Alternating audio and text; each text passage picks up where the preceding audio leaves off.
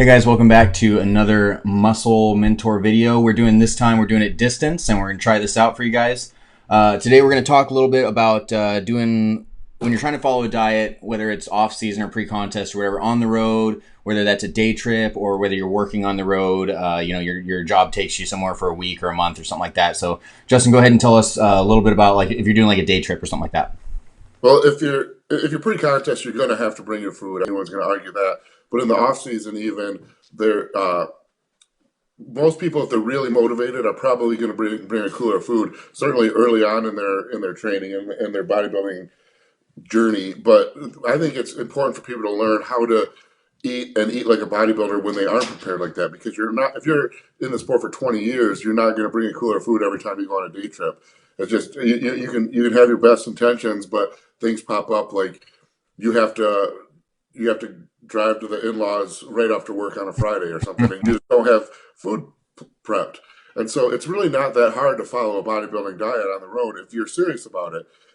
Everyone has been to Chipotle, or around here they're called Qdoba, uh, where you can get literally chicken and rice in a bowl. I mean, you can get tons of extras like queso and cheese and sour cream and guacamole, but everything's right there. And if you follow, this is why I recommend why when I set up diets, I set macro amounts for each meal rather than food sources for each meal, because I think it's important to learn portion size and what size of things fit your macros. And so you can go to Chipotle and you can get chicken, and they probably give you about 6 ounces of chicken. You can get rice; they give you about a cup, maybe a cup and a half of rice, and you can get beans. They give you the same thing, about half a cup to a cup of beans. And then you can add guacamole, and you should know what 2 tablespoons or a tablespoon of guacamole looks like, and if they give you extra, scoop some of it out, and you can fit your macros pretty perfectly there. But it's not just uh, Chipotle. I mean, you go to any restaurant, any restaurant in America, pretty much, you can order a steak and a potato. Yeah. Even if it's not on the menu, you can order. There's always some kind of steak on the menu, or always some kind of chicken breast on the menu, and you can order that with a baked potato. And you should get a good idea of what what a 25 grams of carbs worth of potato looks like, what 50 grams of carbs worth of potato looks like by measuring out your food. When you're actually are at home, and and if you're Good at falling by that time. yeah, exactly. And if you're eating a no carb meal, you can get a steak and veggies, and people will do that. And it's not asking for some big elaborate meal. I mean, every restaurant has steak on the menu or a chicken breast on the menu. Yeah, you can So even that on the fast food side of things, like Chick-fil-A is all over the place. And this is just one example. I know there's ways to do it at Sonic. There's ways to do it at a bunch of other places. But like at Chick-fil-A, you can just get you can just ask them for the plain chicken breast, the one that's just seasoned. It doesn't have any, not breaded or whatever else. I mean, this is in a pinch. Of course, your sodium is probably going to be a little bit higher than if you cook the chicken at home and things like that. But, it's not going to be McDonald's where it's like pressed chicken. Like, it's an actual chicken breast. And the other thing, too, about a lot of fast food places now is they're going to have, like, an app or, like, a website. And you can literally look through and see how much of each macro is in each sandwich or each meal or whatever it is, like, down to the chicken nuggets or whatever else. So, I mean, if you're really in a bind, you're driving, you're like, oh, crap, well, I can't find a Texas Roadhouse or, like, a steakhouse, or you don't want to sit down or something like that. That's another, I don't want to say good option, but that's another option.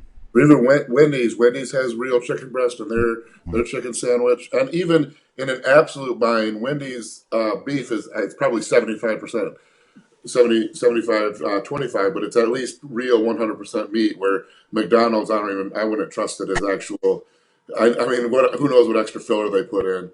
And so, yeah, I mean, it's really there's no excuse, and those are the types of things that make or break your progress in the long run. Because everyone can be dialed in on a diet when they have their girlfriend cooking their food at home and they're not traveling, and they can work. They can take a nap before they work out, and yada yada yada. That's not hard. That's not when the sport gets hard. The sport gets hard when you have the chance on a road trip that you're not prepared, don't have your meals, and you have the chance of saying, oh well, I didn't bring my meals, might as well get a 4-piece spicy McNugget and uh, a McFrosty and who knows what else, and just they blow it when you can get pretty darn close to what you need to eat at just about certainly any sit down restaurant, you Right. know, and it doesn't. We keep saying steakhouses. Say you go to a Mexican restaurant. There's corn tortilla. Corn tortillas are lower in calorie than flour tortillas, lower carb.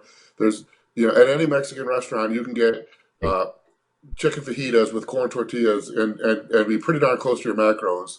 The chicken's going to be relatively low fat. Even the steak they use is lower fat steak. I mean, it's lower quality. It's not like a ribeye steak Yeah. loaded with fat. Right. It's a dried out, steak. And you can fit your macros at just about any restaurant in America if you're good about it. And that's where things really get made or broken. Hmm. Yeah. So, moving on to like if you're on the road constantly, like earlier on in life, I worked on the natural gas pipeline. So I'd be on the road for 3, 4, 5, 6 months at a time. You're living out of a hotel and this, that, and the other. So lots of times, if you're, you try to make those good decisions, like I said, with fast food or if you can quickly sit down for lunch or dinner or something like that.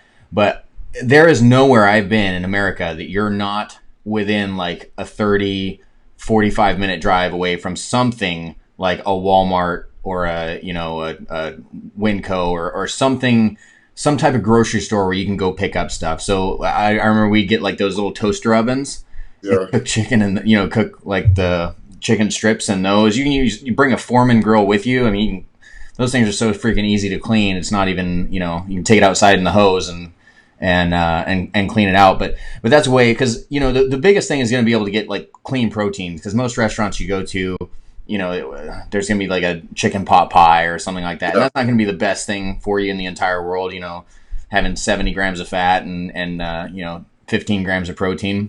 So, if you have a good protein source there with you that you can take out with you during the day, because of course they're not going to give you 6 lunch breaks. That's just not how it works. I don't care what job you're at. Like, I've never heard of them giving you like more than lunch and 2 15-minute breaks or something like that. So you have to have some stuff prepared if you're going to be on the road for a long period of time, and that can be done in a hotel room. Like I can't really abide with that excuse. Like, well, I was in a hotel, so I couldn't make it happen. I'm like, well, was it for one night, or are you working there for quite a while? Because if you're working there for quite a while, a Foreman grill is a pretty worthwhile. That and a rice cooker. You can make oatmeal in the Oh yeah. coffee maker. Yeah. You can even, if you really want to get fancy, you can buy some food, put it in the fridge, Mhm. and then take the iron with the coat hanger and the garbage can they have there. Put your food in the bottom of the garbage can, hang the iron from the coat hanger, and it'll heat your food up pretty decently. You gotta be careful. I've done that when I had prepared food and I couldn't stand to eat it cold anymore. Yeah. And the other important thing to realize is the difference between good protein sources and crappy protein sources. Yeah, a sub might meet Mhm. your macros, but if you're eating, cold cuts and Italian bread, that's probably, it's better than nothing. But there's a difference between getting a protein source where it's actually fresh chicken or steak and deli meat, especially, with a high nitrate count and things like that. Yeah, yeah, for sure. And especially, if you're going to be eating, if you are on the road for long periods of time and you're eating just the crap that's available only when you go out, first of all, you're going to look like crap. And second of all, you're going to feel like crap. Like it's going to creep up on you. Your health is going to go downhill. I mean, I don't know anyone who works those kind of jobs where they're traveling all the time, where they're super healthy. And it's because those, like you said, is crappy food sources. Because if you're just going from Subway to wherever, those are the only people in America I'd say might have a vitamin deficiency. So, I mean, that's just that's And the way. then if Go you ahead. depend, yeah, and if you're really in a pinch, you can put protein. You can buy, if you make any orders from bodybuilding.com or places like that, half the time they throw in a free protein shaker at the end Mhm. anyway. Start accumulating protein shakers. Put 2 scoops of protein. Yeah. Have 6 or 8 of them. Throw them in the back of your truck or whatever. Yep. And worst case scenario, you're driving somewhere on a job. You grab that 50 grams of protein, pour some water in it, shake it up, and drink it. I Yep. mean, it's hard to get lunch breaks. Some jobs you might not get very very many breaks, but there's no job that doesn't let you pee, and you can drink a protein shake in the same time you're peeing. Right. Or cans of tuna. I mean, I think any of us. I'm sure. I know you even have the email address that related to tuna. I don't think there's any of us who haven't gone through that poor phase where we're eating can after can of tuna, and those things last forever. I mean, you bring a can of tuna and throw 20 of them in the back of your truck, Yep. and 6 months They'll be later, there. They'll be there if you ever run out. You won't want to eat it, but yeah. it's there.